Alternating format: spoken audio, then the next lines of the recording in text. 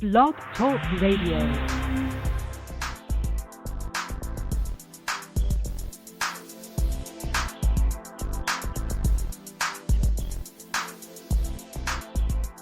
Yes, y'all. You are now listening to the sound of the shofar blowing. The shofar is a ram's horn that is blown to inspire the people to do their thing. And the shofar is blown to coronate a king or a queen. And today, the shofar is being blown to call us to look to the future. This is Faux Show Holistic Health on Blog Talk Radio, and I'm your host, Shophar, from Faux Show Energy Work. And today, my guest is Professor Ajani Brown. Tourism. He's a professor of African Studies at SDSU, and he's also the author of the upcoming short story, Providence. So let me go ahead and bring him online here now. I'm online. How you doing today? I'm doing great, man. Thank you for the patience and everything through the technical difficulties. This has truly been Afrofuturism at its best because we've had a while to be trying to present this in the future, and it's been on my end. But I appreciate you coming online today. Yeah, I appreciate the invite. I've been looking forward to it for a long time. Cool. Mm-hmm. Well, first off, let's just go ahead and jump into it because I know our time is short here. And so what exactly is Afrofuturism? Well, Afrofuturism, in my definition, it's the philosophical and artistic expression of alternative realities regarding people of African descent. That's really like the textbook definition, but there are others that have other definitions depending on their perspective and their course of study. Mine is, of course, science fiction and basically literature, comics, science fiction, and film. But others might have, different definitions depending on their perspective. But that's pretty much the basic perspective, just, alternative realities regarding people of African descent. I like that, alternative realities, and sometimes with the realities that we face here in the current situation, I can see why we want some alternative realities sometimes. Absolutely, especially what's going on in our nation now, just the atmosphere of what's going on with regard to law enforcement and our communities. We definitely want to create a new reality for our people, and it's really important to have those discussions in the classroom, but also out in the community as well. And a good friend of mine, shout out Theo, he would always he said some stuff that really stuck with me. He said that sci-fi is a way for people to project themselves into the future, and yes. And if we don't see ourselves in the future, then what is that saying to our subconscious, or as I like to call it, our superconscious mind about our place, or you know what I mean? So, what are your thoughts on that about using science fiction and these different media to project ourselves and our self-image into the future? It's very important. I mean, science fiction is social justice. I mean, we are creating a reality that may not exist right now, but can and may exist in the future. Any political activist, such as Martin Luther King, he thought in his mind of a better world for all people, not just African Americans, but all people. He wanted everybody to be equal. That was a dream that he had. He is an Afrofuturist. Think of Harriet Tubman. She was an Afrofuturist. She said, here in the South we are slaves, but if we go north, if we follow that North Star, we will be free, physically free from slavery, but also she taught people to be mentally free from slavery, because that's a whole nother process of becoming mentally free. So it's internal as well as external. It's real and tangible, but it's also spiritual as well. Wow, that's really deep what you just said. As far as Martin Luther King and Harriet Tubman, her taking that North Star starship, and helping us to get on that starship right there. That's deep to see them as Afrofuturism. Afrofuturists. Wow. Yes. They were the first Afrofuturists. I mean, they really, they created a new reality for people. They brought them to freedom, literally, and figuratively, and mentally too. Afrofuturism is also it's a mental state of mind. It's, do you see yourself in the future? Do you see your family and your community in the future? Do you see their place in the future, or do we not exist at all? Because there's some people that feel like we may not even exist in the future. or we may not be included in the greater community of humanity in the future, because it's not portrayed in mass media that we will be in the future. In the beginning, when we first saw the pulp science fiction films, there were no black people in those films early on, and during the golden age of science fiction, or even in science fiction texts, in short stories and novels. It's like, where are people of color in these books? Do we not exist 1,000 years from now? Do we not exist 500 years from now? And so Afrofuturism is changing that conversation. It's asserting that we do exist in the future, we're thriving, and all of humanity is inclusive. Everybody is there, not just one group of people or one group of or one type of life philosophy. Our philosophy exists. We physically exist in the future as well. And I, like you alluded to, I think that's very important to feed that to our own self, for our own self-image and how we see ourselves, and very importantly to pass on to the next generation. On some Star Trek Next Generation type stuff, like in order for us to have a better future, we need to plant those ideas, about a better future in these children's mind. And what better way to do it through just creating a whole new reality through fiction. Yes, that's where it begins. Starting with the imagination. I mean, even think of a child's mind. They don't see a future without themselves in it. They haven't been tainted, right? The child's mind is free. It's very virgin, and so as you grow older and you are affected by society, institutional racism, things like that, you start to doubt, do I even have a future, right? And but when you come out of the womb, you're not like that. You are a clean slate. You think, you know what, I'm going to exist. My friends are going to exist. My family's going to exist. So it's really about adopting that original free thought and asserting that in an Afrofuturist mindset. I love it. Very true. Very true. And like another point to it, I feel like just also, again, I believe that's why the ancient Egyptians, who were African people, why they understood this to use pictures, because a picture says 1,000 words. And so when we see these comic books and everything, yes, we do read them and everything too, but just to see a superhero with melanin and to see that they have some power over themselves, they have some power over their environment, the volumes that speaks to the subconscious of the child. It does. It does. Children absolutely believe that their favorite superhero has those powers. And think about what that does for their psyche. Think about what that does for their own, the way they think about themselves, their own self-esteem, basically. Think about the psychosocial connection that we all have with our favorite superhero. That's how you have to look at it. So if we're telling children of color, hey, you can be like Icon, or you can be like Hardware, or you can be like Black Panther, or Storm, or Rocket, or any of the other characters that are in the canon of comics now that are of color, they will say, you know what, maybe I can do this. Maybe I can fly. Metaphorically fly, but we can. Maybe you can fly in your own way. It's really about opening your mind to new possibilities without any filter. That's what it is about. You want to look at the future without any filter, and that's the way you look at the future without any kind of limitations, and that's the way you grow. Without any filter. Yeah, exactly. That changes. It changes how you may go about your finances. It changes how you may go about your relationships. How you go about, applying for the small business loan or for college. It transmutes over into these things as well, other aspects. Exactly. If you're starting your own small business, you have to believe that business will be successful from day one. If you don't have that belief, it's not going to be successful. You cannot have a doubt that you'll be successful whatever you put your mind to. And that's just futurist theory, at its base. We believe that this will happen in the future, and we're going to make it happen. We're going to put that energy forward in order for us to achieve that goal.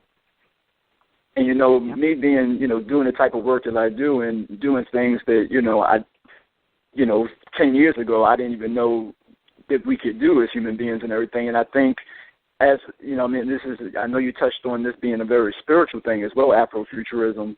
I'm all about human potential. And I feel like, I know we've heard the little saying, I don't know how much of it is true, but we've heard that, you know, we only use 3% of our brain, and then we see movies like The Matrix and Lucy and stuff like that, and we've heard, you know, the people doing really amazing things, you know, kind of like, what was that movie with Dr. Glass, Mr. Glass and Unbreakable.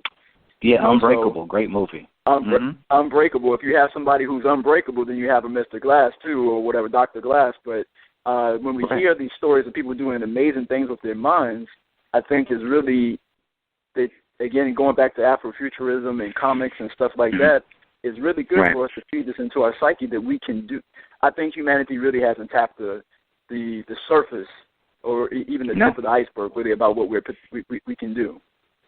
You're correct. We operate within limitations, accepted limitations. We believe that we can only go so far, and so we operate within that belief system that we can only go so far. But if you take away that filter once again, and you believe that if you start to believe that you can achieve anything, literally anything, that will open up a lot of other doors. It starts right there. Belief in self, that you can do anything. I like it. Yeah. I like it. It's very powerful. And, you know, and ideas, you know, influence other ideas. I think that's another powerful thing about Afrofuturism. I mean, we see it like in hip-hop where our artist may sample another artist's music or whatever. A truly good sample is like where you can't even really distinguish where the person took it from in the beginning. And, you know, some people just jump on an old beat or whatever. But I bring that up to the point because I see, like, with movies like, or books like, I think it was called Neuromancer or Ghost in the Shell, and how these influenced The Matrix. You know, and then The Matrix just took things to a whole nother level or whatever. So even just sparking ideas, Tupac said, I may not be the one who does it, but I may spark the mind of the next person. You know what I mean? And I think even that is just important, just that we keep passing that torch, you know?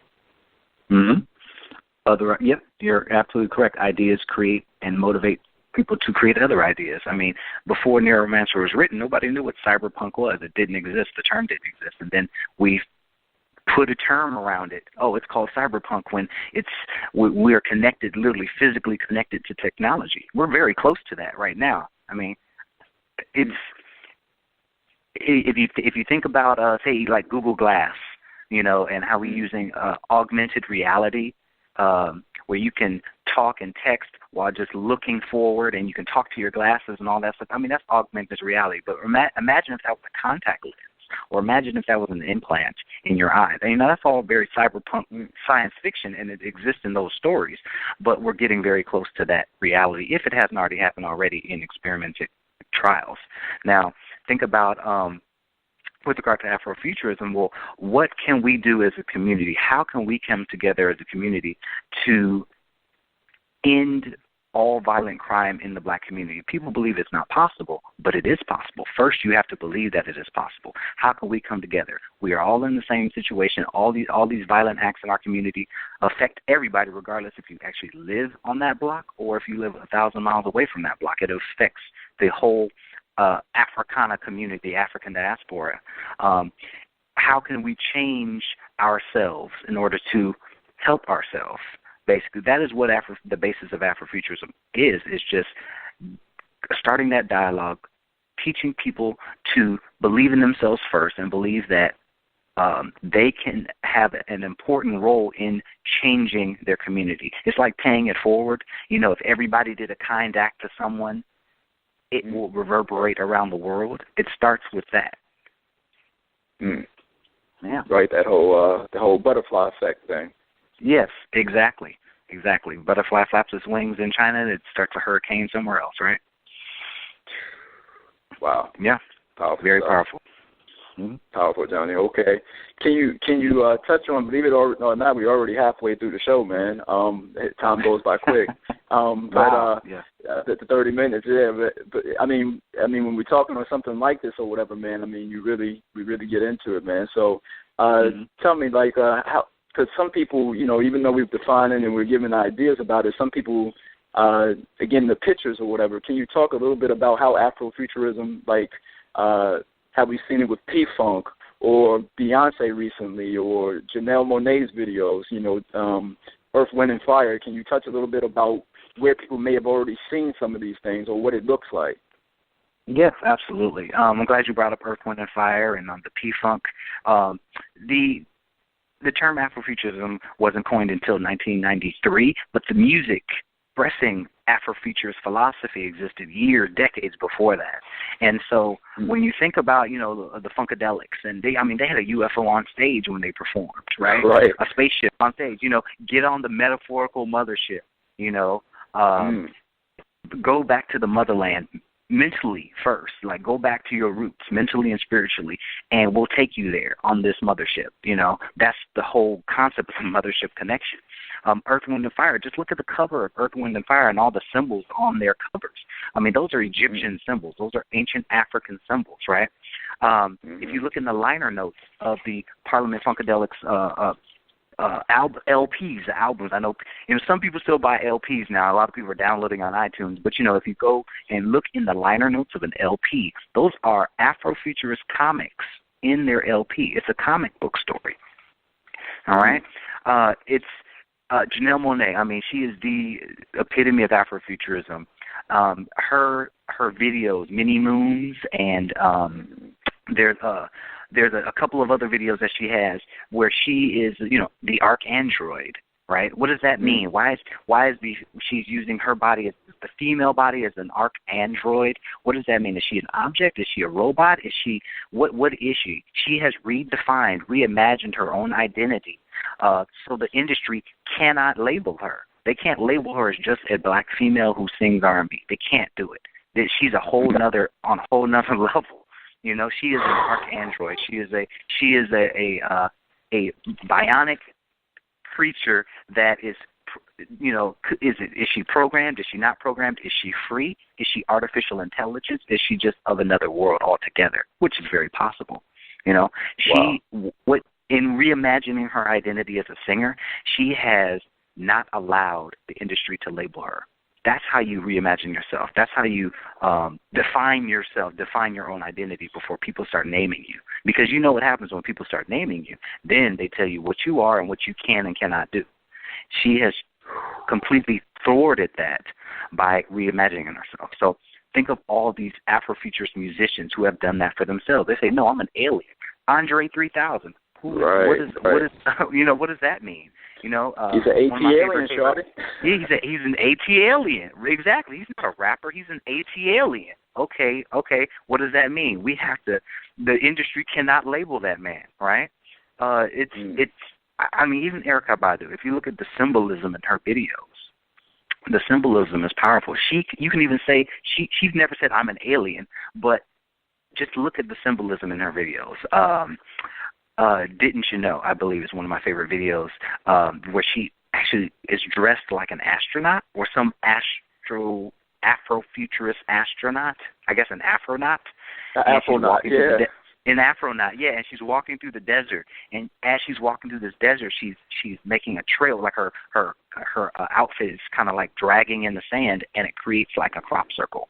What we compare to like a crop circle in the desert, and she is alien. She's in a I guess the desert could represent the universe. This is vast universe, and the grain of sand is like the stars. And so she's been doing this for years on her albums, right? So all of these Afrofuturist musicians are redefining themselves so they cannot be labeled. They can't just be labeled singers or rappers. They're more than that. They're otherworldly sonic beings, if you will. And my students, sonic beings. Oof. Yes. My students and I at SDSU, we dissect their music videos, every single one of them. We talk about this. This is the whole purpose of that class. The whole purpose of why I created that class was just to expose my students to this kind of thinking. It's just not entertainment. It's a lot deeper than just being entertainment. Wow. Yeah. Wow. Yeah, I love it. That's deep, man. I want to take your class now, man. Like, good God. Yeah. Please show up. Please have take a seat. Right. Yes. I'm gonna take you up on that, man. I'm gonna definitely have to come in and sit on one of them, man, because this is, I mean, just what you were saying about labels and limits, and those are those artists who have been able to fight them, been able to place themselves outside of that boundary or whatever. That's powerful because for what it does for their psyche, for what it does to their listeners, and especially for the music artists, like you said, because of going back to a picture paints 1,000 words, but a song paints 1,000 pictures, Exactly. Yes, it does. It affects every listener differently. Yeah. Yes. Wow. Every panel in a comic is speaking. It's more than a paragraph, more than a sentence. It's a whole book in one picture. So it's more than like a sentence. Says what it says. But if you look at a comic panel, you can write a whole story off that one comic panel, that one picture. And comics have multiple panels. Yeah, it's very powerful. Visual communication is more powerful than just the written word because you see it and it affects the reader/viewer differently than if you're just reading, say, some text. All right? That's why I incorporate comic books into my course, is because it talks to my students, literally visually. They're visually listening and they're visually reading. They're visually, being affected by each panel. And they see things differently. Artist is in the eye of the beholder, so each of my students sees something a little bit different in each panel of the comic. And so, yeah, that's why I love incorporating comic books into my course. It's wonderful. Wow. It's that forgot. Go ahead. I love what you said. I apologize. I love what you said there, about each panel just speaking and having its own story, how you could build a story around just each panel. I never even thought about it like that, but that's totally true. Yeah. Absolutely. Just the cover art, just the cover art alone, and the interpretations and what we get from it, or the stories that you could take one cover of Bishop or something, or Storm, and just put it on the cover or whatever, and tell everybody, okay, now write a story based on just that cover, and nobody's stories would be exactly the same. Hey, you're absolutely correct. Everybody's story would be completely different. You remember those Far Side comics? They were really one panel. Far Side comic is one panel. It would show up in the Sunday Funny section of the newspaper. It was one picture and maybe one sentence.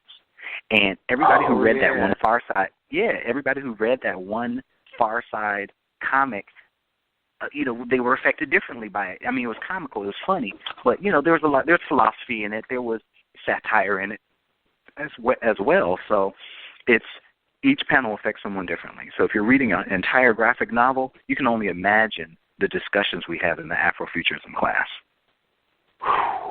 Powerful. I know Octavia Butler says, who's one of my favorite science fiction writers, she said that everything that we touch, we change, and everything that we change changes us. Yes. So sounds like that's what you're doing with your classes, and I can only imagine that the effects, and especially once you bring awareness to these things, like sometimes it's planting the seed or whatever, we don't get it, but it strengthens it once you bring your awareness to it. It just takes it to a whole exponential another level. Right. It's my students they registered for the class not knowing exactly what they were going to experience, and I told them that's the best kind of way to come into this class. Be a clean slate, and let me show you something new that no one else is teaching you. All right, you didn't learn this in high school. If you went to JC, you probably didn't learn it at JC. More than likely, you didn't learn it at JC.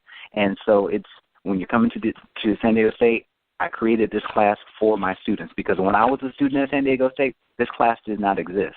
And so my goal was to create something that should have been on the curriculum a long time ago. Yeah, Afrofuturism right there. That is. I projected it and made it exist. Yeah. Wow. So it's a lot of fun. That's deep, man. That's deep. Well, we're at the 5-minute mark or whatever, so what I want to do definitely so that, if people want to reach out or get more information, and also real quick, I want to give a plug about your upcoming book, Providence. So, in this just last 5 minutes, wrapping up, telling us a little bit about Providence, and then how people can get more information about Afrofuturism or your classes or whatever, reach out to you however you want to take it. Okay, well, first you guys can follow me on Twitter at I am Ajani Brown. That's I am, Ajani Brown. It's my Twitter handle. And as far as my debut science fiction short story, Providence, it will be in the Unveiling Visions, The Alchemy of the Black Imagination anthology, due for release fall 2016. And so I'm really excited. This is my debut as a science fiction writer. I'm so proud to be a part of this project. Thank you. I'd like to give a shout out to Ronaldo Anderson and John Jennings. They are the curators of the Unveiling Visions, The Alchemy of the Black Imagination exhibit at the Schomburg Center, New York Public Library, Harlem, New York. I went to the gala back in October, and I was so happy to see all the art, all the film posters, the books, all the African and African-American science fiction books that they had on display. So the anthology that I'm a part of is attached to that exhibit at the Schomburg Center. I'm not sure if the exhibit's still going on, but they might turn it into a touring so it can come to the West Coast. But yeah, it was a part of the Schomburg Center's Unveiling Visions exhibit, and so I'm just proud to be a part of that program, and I'm just happy that's my debut. And a lot more is going to come from that. Providence is a story about two warring tribes on a distant planet with two sons, and it's a tribe that's a bit more spiritual, and they get their energy from a rock that fell from the sky, so basically a meteorite. And the warring tribe that they're fighting against is more of a bionic tribe. So imagine a tribe that lives in glass pyramids. Okay, and they all and they have bionic attachments, and that enhance their strength. All right, and basically the alchemists of the tribe want to take over all the resources of this planet, but this other tribe that's a little bit more spiritually connected to the heavens are fighting them with their connection to their ancestors. So their ancestors are literally helping them to fight this other warring tribe. So it's a very fun story. I'm adapting it to comic book. By the way, I'm gonna adapt Providence to comic book. Yeah. So there will be images in the anthology, and you will be able to see what I am talking about as well as read the story. So I'm really excited. So shout out to the Unveiling Visions, The Alchemy of the Black Imagination anthology, and all the contributors, as well as the two editors, John Jennings and Ronaldo Anderson, both professors as well. So thank you. Oh, man. Well, Ajani, I'm definitely looking forward to this. This is going to be great. I'll definitely be connecting with you some more on my own personal level, because I know everything that you talked about here on the show. Thank you again for your time, and thanks for shedding the Afrofuturism with everybody. You've been listening to Faux Show Holistic Health on Blog Talk Radio. Again, I'm your host, Shophar. My guest again was Professor Ajani Brown. Check out his website and everything. And again, we appreciate y'all. Y'all stay up, keep shining. Peace.